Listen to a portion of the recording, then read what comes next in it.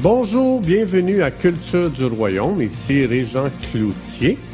Notre vision est d'équiper notre génération à découvrir leur nouvelle identité afin que tous puissent expérimenter leur plein potentiel.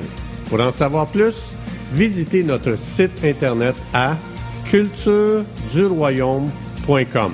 Bonne écoute!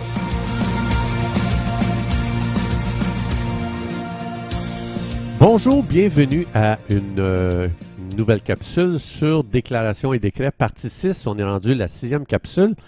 Je suis rendu sur les décrets.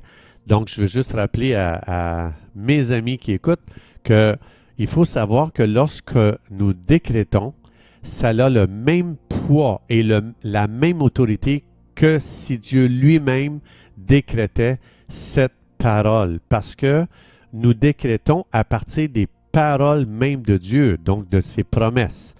Donc, c'est vital d'avoir une révélation de la volonté de Dieu pour faire des décrets.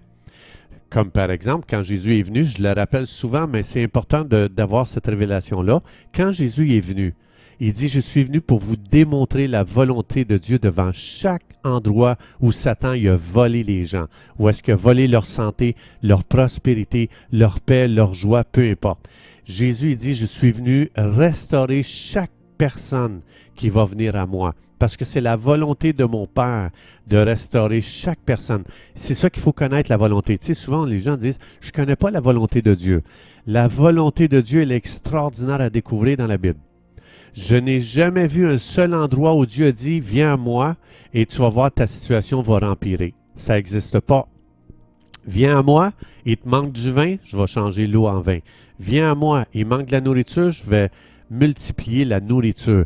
Viens à moi, il manque de finances, je vais te dire quoi faire, va dans la bouche d'un poisson pour trouver des finances. Il manque la vie dans le corps de quelqu'un, viens à moi, je vais ressusciter cette personne.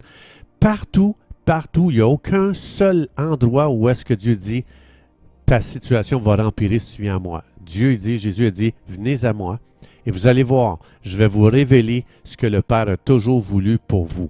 Quand on lit Ésaïe 61, vous allez voir, Jésus dit, c'est le verset qu'il a utilisé, le chapitre, pour expliquer son entrée dans ce monde.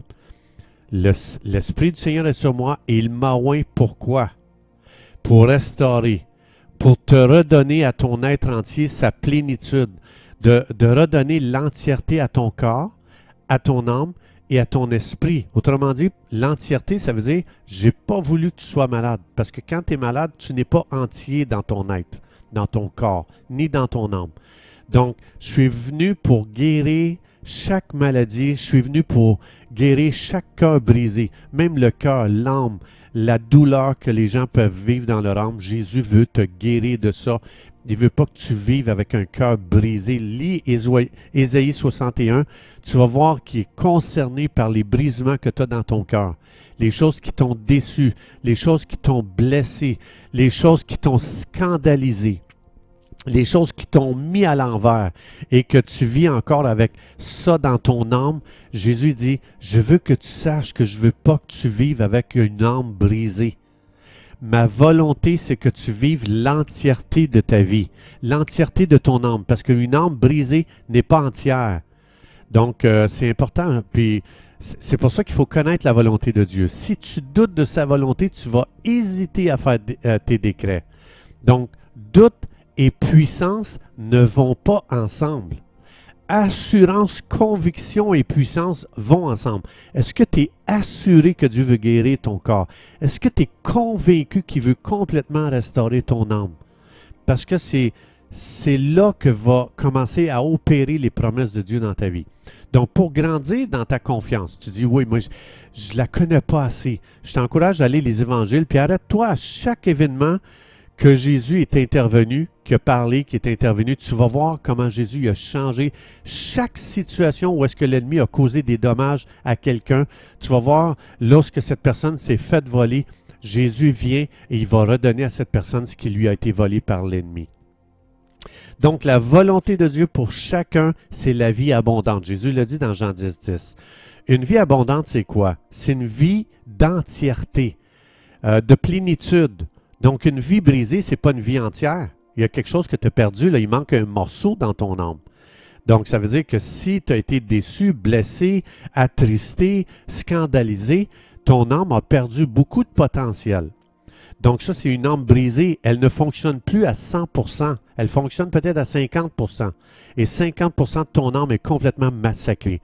Tu as été violé quand tu as été jeune, tu as été abusé, peu importe. Et puis, depuis ce temps-là, tu vis avec une âme brisée et tu n'es pas capable de fonctionner dans sa totalité concernant ton âme, tes émotions. Donc, quand Jésus dit « Je suis venu pour une vie abondante », c'est une vie d'entièreté. Ça veut dire qu'est-ce qui a été brisé en toi? Comment Satan s'y est pris pour toi pour te voler quelque chose dans ta vie? Te voler la plénitude de ton âme, voler l'entièreté de ton corps, voler l'entièreté de ton esprit. On appelle ça une plénitude, une totalité. Vie abondante, je pourrais dire une vie de plénitude. Une vie abondante, je pourrais la remplacer par vie de totalité. Une vie incomplète, c'est une vie où ce que Satan t'a volé quelque chose. Et Dieu n'est pas d'accord avec ça. C'est ça qu'on appelle la volonté de Dieu. Dieu n'est pas d'accord que tu fonctionnes à moitié. Donc, Satan, il veut pour toi une vie fractionnée, une vie privée, une vie brisée. Dieu veut pour toi une vie d'entièreté, une vie de guérison, une vie de délivrance, une vie de plénitude. Donc, c'est pour ça que les décrets, c'est un instrument pour revenir à ce que Dieu veut pour ma vie. Dieu veut la santé, la sécurité, la paix, la prospérité, le succès. Et une des définitions du mot hébreu, du mot décret en hébreu, c'est diviser, couper en deux, séparer.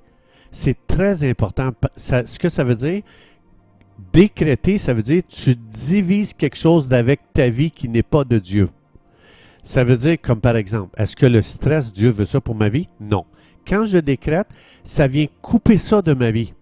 C'est un petit peu comme si le stress vient, quand je ne fais pas de décret, c'est comme si le stress, mon corps était comme une espèce de velcro, puis le stress vient coller à moi, puis il est là, puis il m'amène à vivre beaucoup d'angoisse, d'inquiétude, de doute, et etc.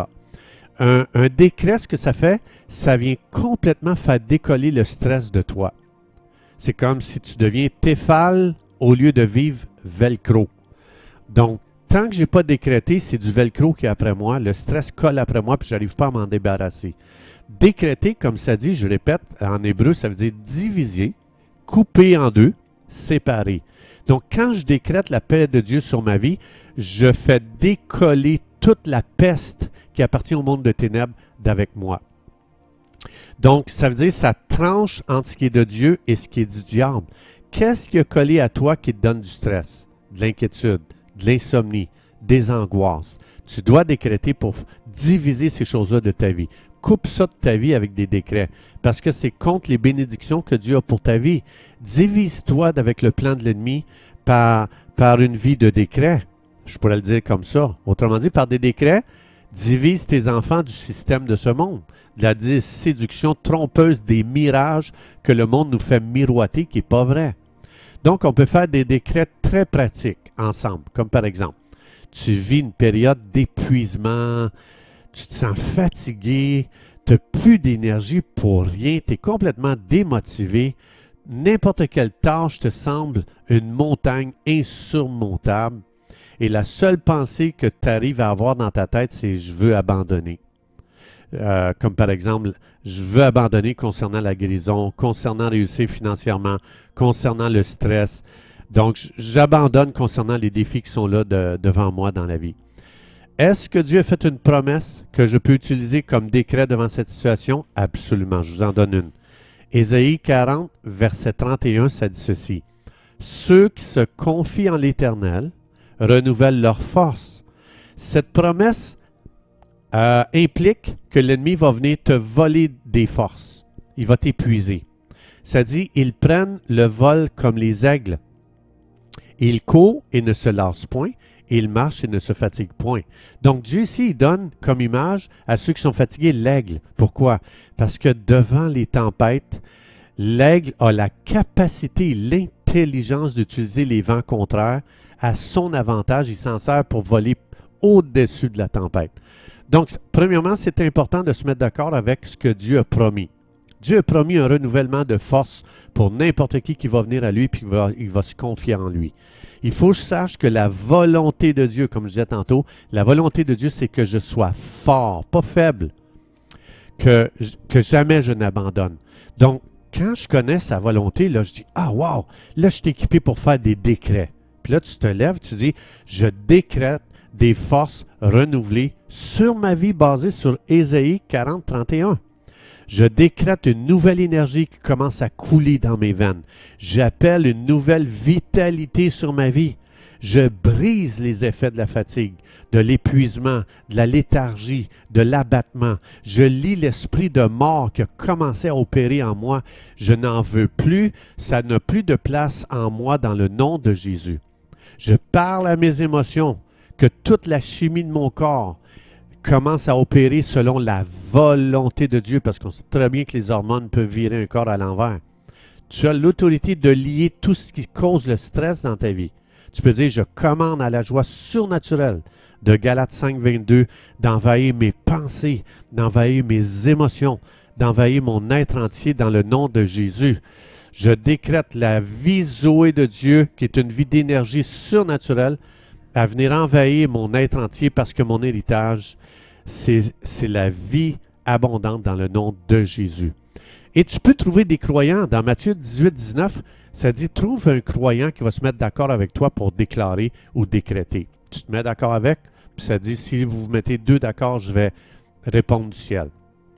Donc, je veux juste, avant de conclure, je veux juste qu'on se souvienne de deux choses très importantes que j'ai dit dans d'autres capsules. Je rappelle Jérémie 1,12. Dieu s'engage lui-même. Il dit dans Jérémie 1,12, là, je paraphrase. Dieu dit, Régent, je t'ai promis dans Ésaïe 40, verset 31, une force nouvelle, une énergie nouvelle. Ben, je t'ai dit dans Jérémie 1,12 que je m'engage à accomplir Ésaïe 40, 31. C'est moi qui l'ai promis. Ça, c'est important. Première des choses. Deuxième chose, dans Psaume 103, 20, ça dit que les anges reconnaissent la parole de Dieu, d'Ésaïe 40, 31.